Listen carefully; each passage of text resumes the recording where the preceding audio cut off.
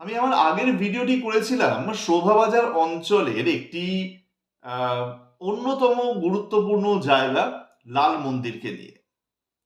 আমার আজকের যে ভিডিওটা আমি করছি সেই ভিডিওটিতে আমি কথা বলবো শোভাবাজার অঞ্চলকে নিয়ে। আমরা সকলেই জানি যে কলকাতা শহর তৈরির পিছনে এই শোভাবাজার এই শোভাবাজারের একটা গুরুত্ব ছিল, কারণ এরই একটা অংশ সুতানুটি একটি গ্রাম ছিল, যেটি সেই সুতানুটি গ্রাম অন্যতম তিনটি গ্রামের একটি, যা দিয়ে কলকাতা শহর তৈরি হয়েছিল 1690 সালে।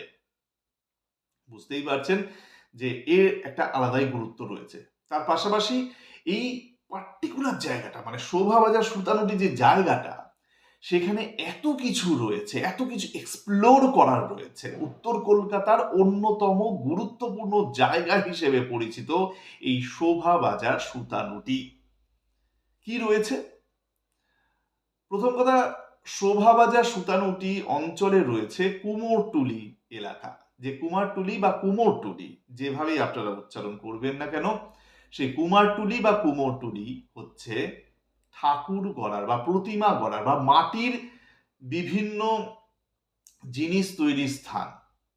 দুর্গাপুজো, কালী পুজো, সরস্বতী পুজো, লক্ষ্মী পুজো, বিশ্বকর্মা পুজো, আপনি যে কোনো ধরনের পুজোয় যখন আপনি প্রতিমার কথা আপনার মাথায় আসবে, যে প্যান্ডেল তৈরি করে প্রতিমা রাখা হবে এবং সেই প্রতিমার সাজসজ্জা, তার রূপ একটা আলাদাই যেন জেল্লা থাকে পুরো ব্যাপারটায়, তখন আপনারা অবশ্যই এই কুমারটুলির কথাই প্রথম ভেবে থাকেন।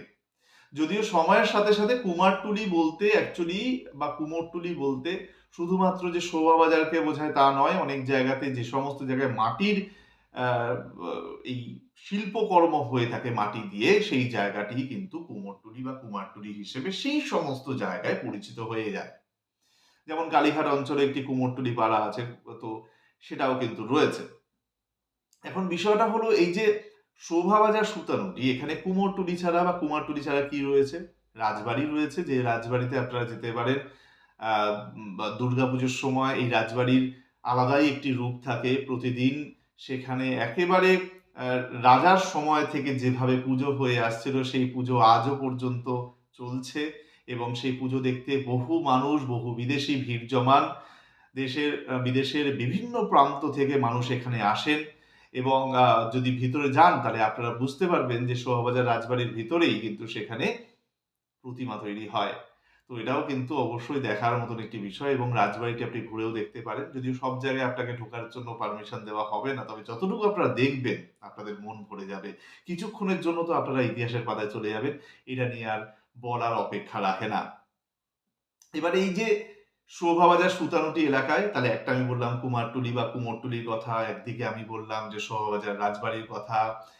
আহ, এই অঞ্চলেই রয়েছে আপনাদের জয়পুরিয়া কলেজ, যেখানে অনেক যেখানে বলা হয় যে কমার্স নিয়ে যারা পড়তে চান তাদের জন্য এই কলেজটি অত্যন্ত গুরুত্বপূর্ণ, অত্যন্ত জনপ্রিয় এই কলেজটি। কিন্তু এই শোভাবাজারের সঙ্গে সুতানুটি নামটা কি করে জড়িয়ে গেল, বা সুতানুটি নামের অর্থ কি, বা শোভাবাজার সুতানুটি একসঙ্গে কেন উচ্চারণ করা হয়? আসলে বিষয়টা হলো যে এই সুতানুটি কথার অর্থ হলো সুতোর গোলা।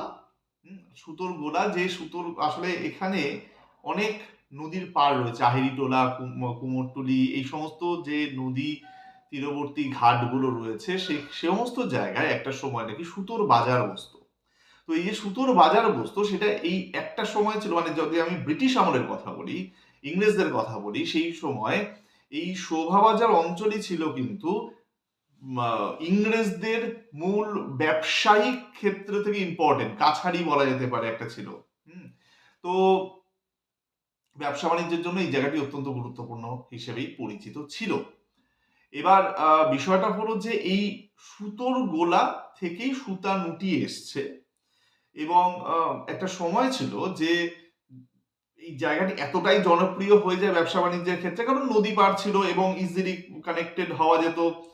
হলদিয়া মানে যদি আমি দেখি যে একদিকে উত্তর 24 পরগনার সাথে পুরো কানেক্টেড হয়ে যাওয়া, অন্যদিকে আপনি এই নদী পেরিয়েই মানে বা গঙ্গা নদী পেরিয়েই কিন্তু আপনারা চলে যেতে পারতেন ভিন্ন জায়গায়। এবং মানে কয়েক বছর আগেও আমরা জানি যে কেন্দ্রীয় সরকার এই নদী জায়গাটাকে ইউজ করে বেনারস পর্যন্ত একটা যে টানা রাস্তা সেটাকে তৈরি করা হয়েছিল নদী বক্ষেই, যাতে মানুষ যাতায়াত করতে পারে।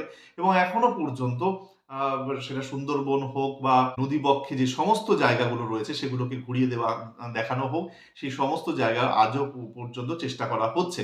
একটা সময় যখন নদীমাতৃক দেশ হিসেবেই ভারত পরিচিত ছিল, সেই সময় এই নদী বক্ষ দিয়ে অনেক আমরা জানি যে এক প্রান্ত থেকে আরেক প্রান্তে যাওয়া হতো। এবং লখনৌ এর যে নবাব তিনিও একটা সময় এই নদী পেরিয়েই এসে গেছিলেন কলকাতা শহরে। সুতরাং অনেক কাহিনী এই নদী তীরবর্তী অঞ্চলগুলোকে নিয়ে রয়েছে।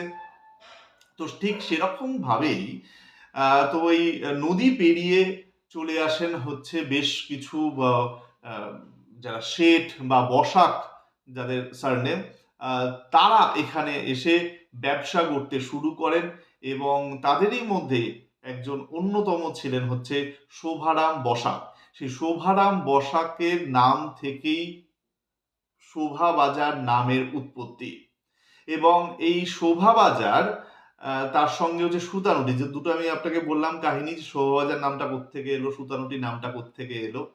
তো এই ছিল হচ্ছে কাহিনী। এবং এই জায়গাটি এখনো পর্যন্ত প্রত্যেক বছর আর কি দুর্গাপুজোর আগে আগে যে দুর্গা প্রতিমা তৈরি করতে যে মাটির প্রয়োজন হয়, যে প্রথম মাটিটি কিন্তু তুলে আনা হয় এই শোভাবাজার অঞ্চল থেকে। কারণ এইটি হচ্ছে কলকাতা শহরের অন্যতম প্রস্টিটিউট এরিয়া হিসেবে পরিচিত সোনাগাছি, সেটার নাম আমরা সকলেই জানি। এবং এই সোনাগাছি অঞ্চলেও কিন্তু যারা কাজকর্মের সঙ্গে যুক্ত তারাও কিন্তু পুজো করেন। সুতরাং এই শোভাবাজার অঞ্চলটি যদি আপনারা কখনো ঘুরে দেখেন, আমি বলবো যে পায়ে হেঁটে ঘুরুন, বাইক বা স্কুটি আনবেন না, মেট্রো করে শোভাবাজার মেট্রো স্টেশনে নেমে যান এবং সেখান থেকে আপনারা পায়ে হেঁটে হেঁটে প্রত্যেকটা জায়গা এক্সপ্লোর করতে পারেন। এবং এই জায়গায় আপনারা দেখতে পাবেন যে মোহনবাগান ক্লাবের নাম আমরা সকলেই জানি, কারণ কলকাতার মানুষ ফুটবল প্রেমী যারা, তারা কিন্তু মোহনবাগান ইস্ট বেঙ্গলের নাম এক বাক্যে জানেন। এবং সেই মোহনবাগানের অনেক তাবড় তাবড় যারা খেলোয়াড় ছিলেন, ফুটবলার ছিলেন, তাদের নামেও কিন্তু বা তাদের যে প্রতিকৃতি সেগুলো তৈরি করে ভিন্ন জায়গায় বসানো রয়েছে। স্কুল রয়েছে ভিন্ন। তো এই পুরো রাস্তাটি আপনারা যখন এক্সপ্লোর করবেন তখন আপনারা অনেক ইতিহাস সম্পর্কে, কলকাতা সম্পর্কে জানতে পারবেন। ট্রাম লাইন, একটা সময় আমরা জানি যে উত্তর কলকাতা মানেই ছিল হচ্ছে ছোট ছোট গলি, এবং ট্রাম লাইন দিয়ে সেখানে যাওয়া হতো। তখন তো এত গাড়ি ঘোড়া ছিল না, এত কোলাহল ছিল না, এত যানজট ছিল না। তো সেই সময় ট্রাম ছিল কলকাতার লাইফ লাইন। এবং আহ, এখনো পর্যন্ত কলকাতায় কিছু কিছু জায়গায় হয়তো ট্রাম চলে, কিন্তু এই যে ট্রামে সরে যাওয়া, সেটা একটা অবশ্যই যারা ট্রাম প্রেমী মানুষ তাদের কাছে একটা ধাক্কা। কিন্তু এই শোভাবাজার অঞ্চলে আসলে আপনারা এখনো পর্যন্ত দেখতে পাবেন সেই পুরনো আমলের বাড়ি, আর সে পাশ দিয়ে একদম ঠেলা রিক্সা চলে যাচ্ছে।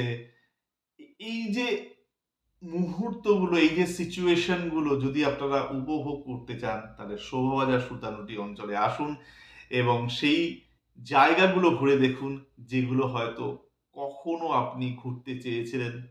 আমার এই ভিডিও থেকে যতটুকু তথ্য পেলেন, আরো যদি কিছু জানার ইচ্ছে হয় এই অঞ্চল সম্পর্কে, বা আহ, আপনি যদি প্রথমবার কলকাতায় এসে থাকেন, ঘুরতে যেতে চাইছেন, আর কি কি শহর, কি কি জায়গা সম্পর্কে জানতে চাইছেন, জানাতে ভুলবেন না।